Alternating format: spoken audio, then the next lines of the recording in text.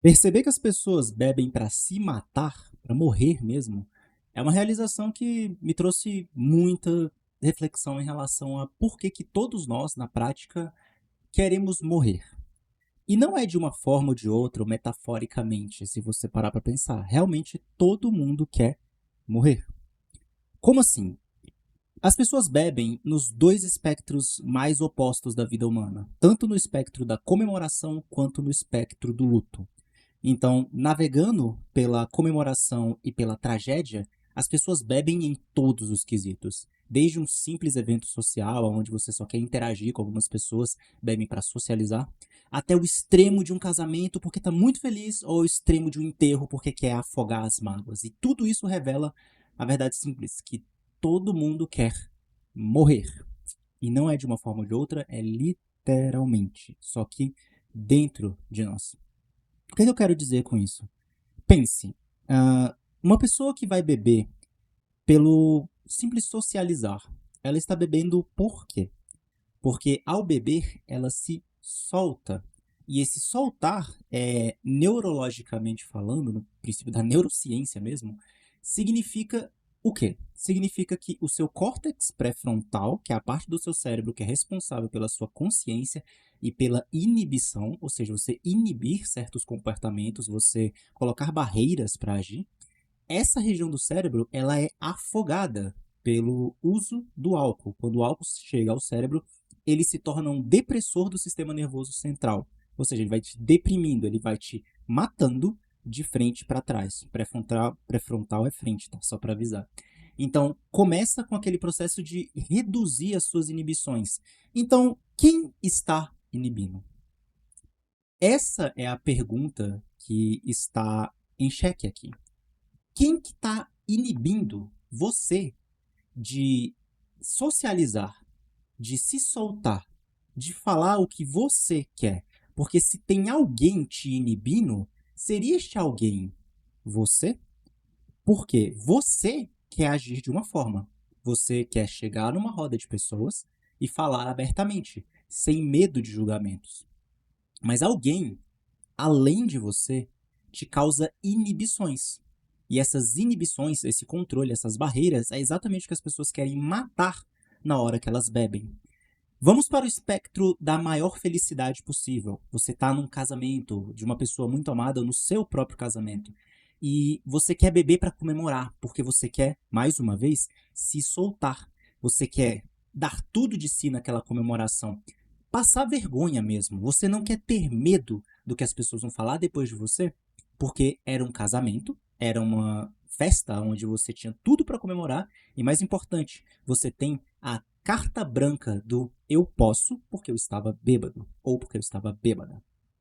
Então, putz, você estava bêbado, você fez um monte de coisa louca. Ha, ha, ha, sim, eu estava bêbado, eu fiz um monte de coisa louca. É o que bêbados fazem. Eu tenho a minha carta branca. Mas quem queria fazer loucuras? Quem queria comemorar na louca, sem pensar em consequência, sem pensar em julgamento, sem pensar em nada?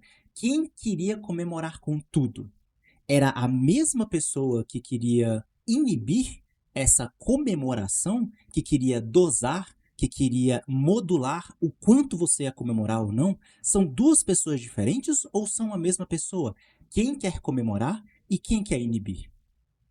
Essa é mais uma vez a pergunta que se levanta aqui. Então existem dois entes diferentes, um que quer comemorar com tudo e o outro que fala não, você não deve fazer isso tudo por medo de julgamento, por medo das consequências, por medo de alguma coisa a mais. Quem é quem nesse jogo? E vamos agora para outro espectro, o espectro da tristeza. E esse é o mais fácil da gente comemorar. Perdão, da gente conversar. Nossa, não vamos comemorar a tristeza, né? Vamos conversar sobre ela. Chegando no espectro da tristeza, que é o mais rápido de falar, é muito simples. Quando você está triste, quando você está em luto por uma pessoa que passou dessa, né? Uma pessoa que chegou a falecer, ou por o fim de um relacionamento, você está em luto, você está aquele craving horroroso, aquele peso no peito, você bebe pra quê? As pessoas chamam de afogar as mágoas. Afogar quem? Afogar o córtex pré-frontal que tá ali tipo, falando e agindo e pensando a respeito daquele fato, para que você pare de pensar, para que você pare de remoer. para que você pare de interagir naquele loop de pensar sobre o luto e viver o luto. Pensa sobre o luto e vive o luto. É como se o luto, como se a dor, como se o sofrimento, ele fosse amplificado por aquela rodinha, por aquele loop que vai indo de penso, sinto, penso, sinto, penso, sinto. E você quer o quê? Parar de pensar. E levanta-se também a pergunta: quem está pensando? E quem está sofrendo? A pessoa que está pensando e a pessoa que está sofrendo são a mesma pessoa? Porque se você bebe para silenciar os pensamentos, quem sobra depois que os pensamentos são silenciados? Essa é uma pergunta muito importante. Nos 3 casos que eu falei aqui, fica muito nítido que a pessoa que sofre é diferente da pessoa que pensa. A pessoa que quer viver a experiência no âmbito do positivo é diferente da pessoa que modula para que essa experiência não seja além da conta. A pessoa que quer socializar sem medo de julgamento, falar o que pensa sem medo, contrariar outro sem medo, é diferente da pessoa que chega no seu ouvido com um pensamento e diz: não faz isso. Essa pessoa pode te julgar mal. E a pessoa que sofre no luto é diferente da pessoa que fica trazendo o luto de volta através de um loop de pensamentos. Isso nos mostra de novo. Nós bebemos, no caso eu não bebo, né? Mas as pessoas bebem para morrer. Só que quem que tá morrendo? Quem é que está sendo silenciado no ato do consumir do álcool? Cientificamente, é o córtex pré-frontal, que é responsável por modular as nossas ações, por nos limitar, tanto no positivo quanto no negativo. É o nosso racional que tenta nos manter dentro de uma caixa segura. E isso nos revela uma coisa muito profunda, que é essa pessoa, esse ente de modulação que é causado pelo córtex pré-frontal, ele não é você, assim como ele não é quem eu sou. São 2 entidades diferentes. Você não é o seu pensamento, que é algo que eu já disse várias vezes nesse canal. Perdão, você não é o seu pensamento, você não é aquela massa de pensamentos que vem na sua cabeça. Por quê? Porque você quer fazer uma coisa, e se você tem uma segunda coisa dentro de você que se torna um ato inibitório, então você pega e percebe que, pera, tem alguém me impedindo, mas eu quero uma coisa e esse alguém não sou eu. Tem algo me impedindo, mas eu quero uma coisa e esse alguém não sou eu. Então, quem que tá nesse jogo? Deixa eu te revelar o que eu já falei em outros vídeos desse canal, mas nesse contexto vai ficar bem claro. Eu quero que você entenda que o pensamento que vem, ou todas essas inibições, toda a ação do córtex pré-frontal, que é essa ação de racionalidade, a ação de modular os seus pensamentos, e a própria manipulação do ego mesmo, esse ego que nos faz ter a noção de quem somos. Por quê? Porque nós não agimos de forma deliberadamente solta, sem pensar sobre as consequências, porque nós temos uma noção de self, de eu, de ego. E essa noção de ego, ela é uma bolha que nos comprime e nós não agimos de forma X porque este não sou eu. Então nós dizemos, não, eu não falo com as pessoas no metrô porque este não sou eu. Não é o tipo de coisa que eu, ego, faria. Eu não comemoro na louca, não subo na mesa tentando colocar o pé atrás da cabeça porque este não sou eu. No meu normal eu, ego, não faria isso. Entende? E no sofrimento a mesma coisa. É eu estou sofrendo, eu estou sofrendo, eu estou sofrendo, eu, ego, estou sofrendo, eu quero dormir. Eu quero ser apagado, eu não quero sentir este sofrimento, eu não quero viver este luto infinito. Eu preciso morrer. No quesito ego mental, tá bom? Só para você entender. Então, explicado tudo isso, você percebe que este eu, este ego, esta criatura além de você que te cria essas inibições, ela não é diferente, ela não é superior às percepções das coisas que estão acontecendo em si, aos fenômenos que você está vivendo. Então vamos dizer, na questão da tristeza, você está sentindo a tristeza. Imagine a tristeza como uma chuva muito forte que vem para cima de você e você tá na rua sem guarda-chuva, não tem nada que você possa fazer a não ser tomar aquela chuva na cabeça enquanto você anda na direção da sua casa. O teu ego vai ser o quê? Vai ser a criatura, o pensamento que vai ficar circundando em volta do fato de que está chovendo, do fato de que está havendo sofrimento. Então o que vai rolar é que você vai ficar ruminando sobre o que está acontecendo, criando conjecturas, criando pensamentos e criando várias coisas em relação ao fato da tristeza, ao fato da forte chuva. Mas eu te pergunto, qual é a diferença entre o fenômeno tristeza, este fenômeno que está passando por dentro de você devido à perda de um ente querido, essa chuva, essa tempestade, em relação ao ato de pensar sobre essa tristeza? Qual é a diferença? Qual é a mecânica? Tipo, qual é a questão de superioridade entre um e outro? E a resposta é nenhum. Não existe nenhuma diferença em relação ao sofrimento e ao ego ruminar sobre o sofrimento. São dois fenômenos que acontecem dentro do seu cérebro, em regiões diferentes do cérebro. Estou utilizando sistemas neurais diferentes, massa, é isso mesmo, mas são dois fenômenos. Simples e prático. Um fenômeno de sofrer e um fenômeno do pensar sobre o sofrer. Um fenômeno do ego ruminando sobre o sofrimento. São dois fenômenos que acontecem dentro do cérebro que, se você parar para pensar, são só isso, dois fenômenos. Então, o que as pessoas estão tentando matar é o fenômeno do ego, porque esse fenômeno ele amplifica as inibições, ele amplifica o sofrimento, ele reduz e modula aquilo que você realmente gostaria de ser. Ele se torna uma barreira. E as pessoas querem que essa barreira seja quebrada em momentos específicos. Em momentos de alta comemoração, em momentos de socialização, por exemplo, onde elas precisam dar um pouco mais de si, dar uma risada a mais, se portar de maneira um pouco mais solta e mais leve, ou em momentos de total tristeza, onde as pessoas realmente só querem que isso desapareça.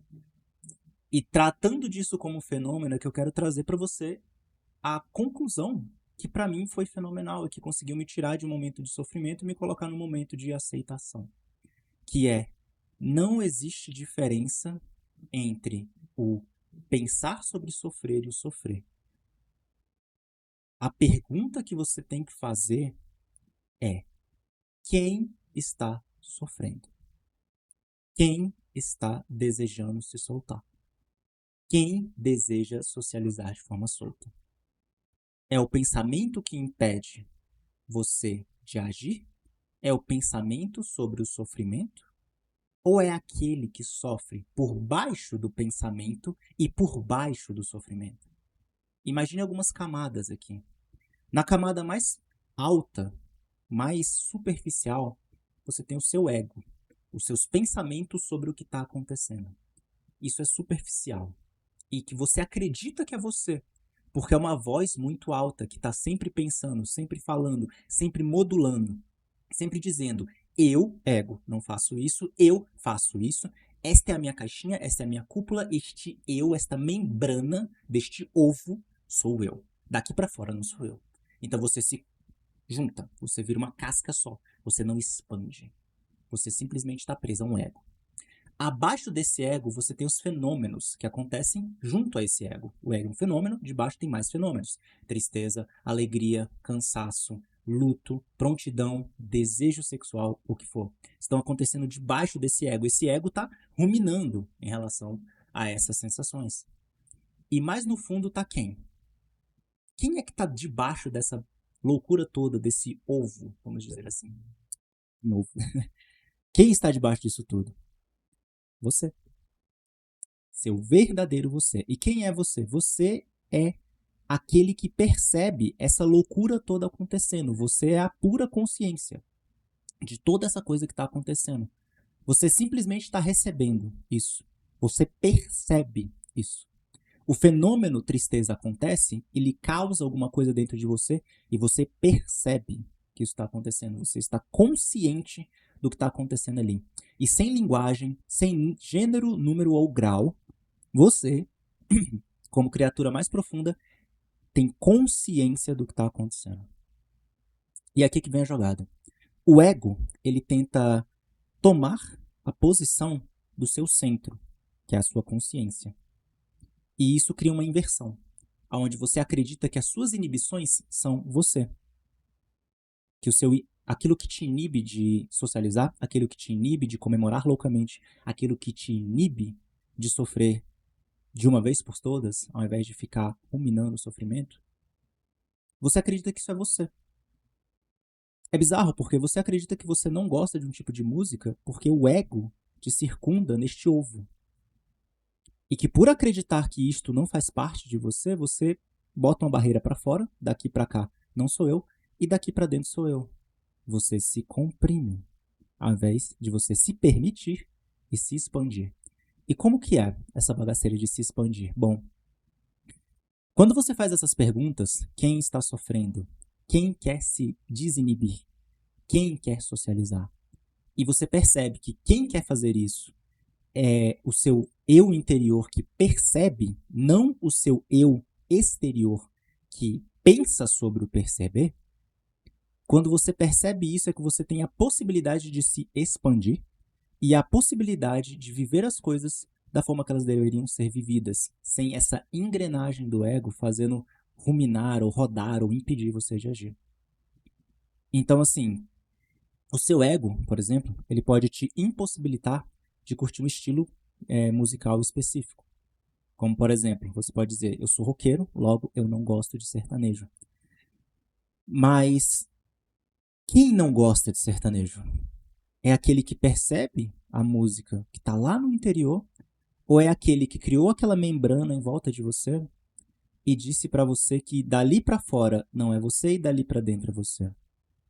Foi um córtex pré-frontal inibidor que te inibe de escutar um estilo musical específico, que é você de fato, ou você é aquele que percebe que existe um córtex pré-frontal te impedindo de viver ou de experienciar um estilo musical de maneira livre? Quem é você? O que está por fora na superficialidade ou o que está por dentro percebendo o que está na superficialidade e naquela aura exterior de acontecimentos e de fatos e de sensações? Quem é você? O de dentro, no núcleo, ou de fora, na casca? É a partir disso que eu, por exemplo, consegui me posicionar em relação a um burnout. Porque eu pude fazer a pergunta: quem é que está sofrendo? Quem que está sofrendo aqui? Que eu estava em um burnout profissional ferrado, e a pergunta foi levantada: quem está sofrendo? E a resposta era: eu estou sofrendo. Tá, mas quem sou eu? Quem é este eu que está sofrendo? E percebendo isso, eu percebi que não havia ninguém sofrendo. Porque o ato do eu é um fenômeno de pensamento, que não é diferente do fenômeno de sentimento. O fenômeno de pensamento é um loop. Ele pega o fenômeno da dor, da sensação ruim, do burnout, e descreve verbalmente, ou descreve de alguma maneira para o cérebro sobre o que está acontecendo. Às vezes é numa voz, como a maioria de nós, que nós temos, né, muitas pessoas, no caso, tem uma voz interior dentro do cérebro, a gente tem uma fala dentro do cérebro, mas tem uma percentual de pessoas que não tem, né, essa voz interior, mas elas vão fazer a mesma coisa no ego, só que através de outros sensos, que é desenhar narrativa em relação ao que está acontecendo. Há um sofrimento, o ego, o pensamento, vai lá e desenha uma narrativa narrando este sofrimento. Este sofrimento está acontecendo de tal forma. E o fluxo de pensamentos vai fazendo o quê? Vai fazendo esse sofrimento, esse pensamento, essa inibição, o que for, ganhar mais e mais e mais palavras. É um fenômeno incontrolável. Tenta parar de pensar. Não dá, pô. Tipo, a própria meditação não é sobre parar de pensar. A própria meditação é sobre se desidentificar. Calma. Perder a identificação, não vou saber falar outra palavra, mas perder a identificação com os pensamentos. Os pensamentos vêm e você interpreta eles como o quê? Fenômeno. A chuva vem, te molha na cara e você não fica, que merda, que chuva enjoada, não queria estar na chuva, não sei o que, não sei o que, não sei o que. Não. Você não interpreta a chuva. Você apenas sente o fenômeno chuva sobre a tua pele e você segue a sua vida.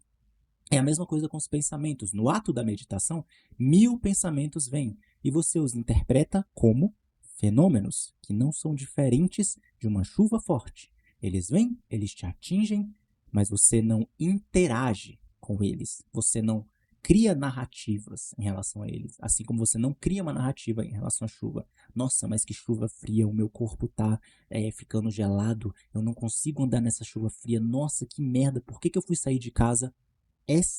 O círculo vicioso, né? Eu falei no tempo errado, mas esse é o círculo vicioso do pensamento que fica te ruminando, te rodando em volta do fato. Aceita o fato.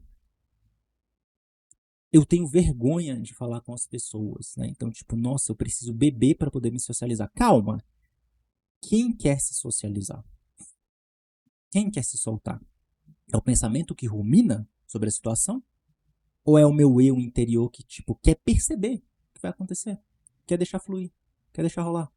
Que está aberto a todas as experiências que estão vindo na minha direção, que não tem um senso de eu tão rígido, essa casca tão forte. Quem quer sentir alguma coisa? Quem quer deixar os fenômenos acontecerem? Esse é o seu eu interior. É livre. É o deixa vir, deixa fluir, deixa eu perceber, deixa eu ver o que tem aqui. Enquanto que o ego é o tipo, feche os seus olhos, não perceba isso, não se exponha, entende? É a tua casca te impedindo de viver. Então, a resposta se torna essa. Perceba as coisas como fenômenos. Medite sem sentar, sem fechar os olhos e ficar respirando, contando respiração.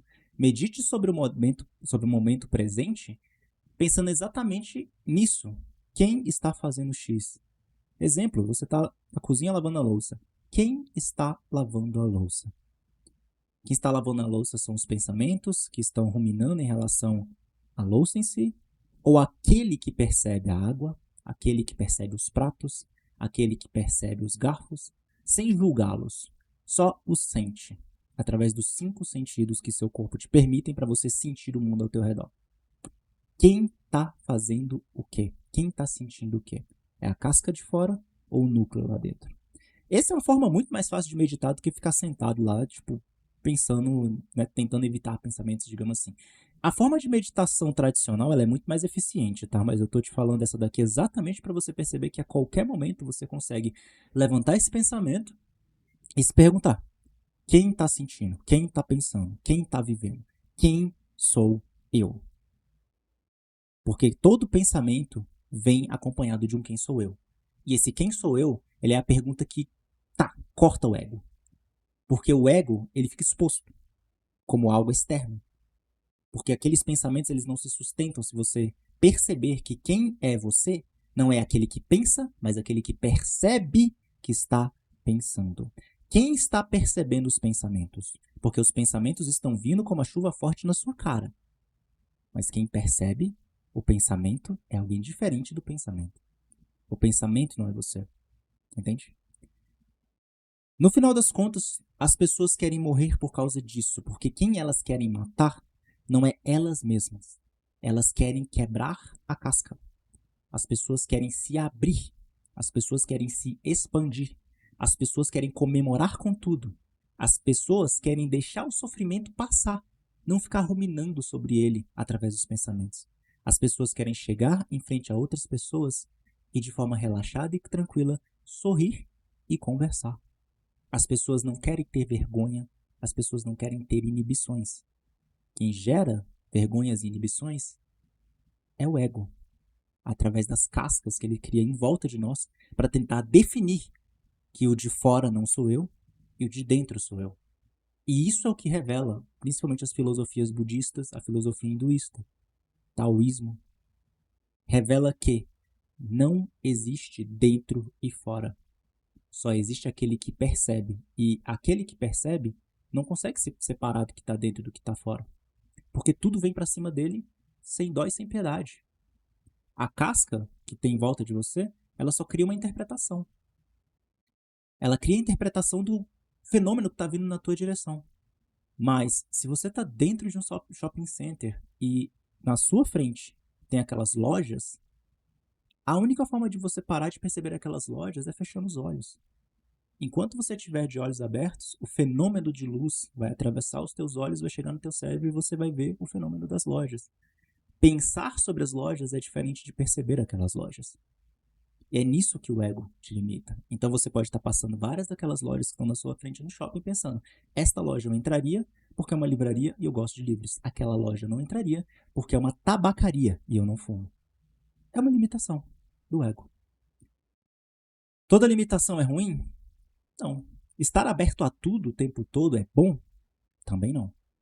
Mas a questão é que você precisa interpretar. Você precisa saber quando fechar as barreiras e quando abrir as barreiras. Você precisa que essa barreira esteja sob o teu controle. Você precisa que, no momento que você esteja em diversas situações diferentes, você possa abrir a porta para socializar, sabendo que quem quer socializar de fato é você e que qualquer coisa que esteja te impedindo não é você, é um fenômeno que não foi criado por você. Talvez foi educado em você, talvez foi uma coisa de seu crescimento e tal, mas que é um fenômeno além de você que você pode meramente deixar passar. Da mesma forma como você deixa a chuva molhar a tua cara e não fica julgando ela. É entender isso, que você tem a capacidade de quebrar a tua própria casca a hora que você quiser, desde que você se apegue a quem você é de verdade. A pura percepção debaixo dos fenômenos do sentir e dos fenômenos do pensar. Você é o núcleo dentro de tudo isso. E no momento que você quiser, você tem que pensar sobre quem é você para quebrar a tua casca. E se gostou, se inscreve.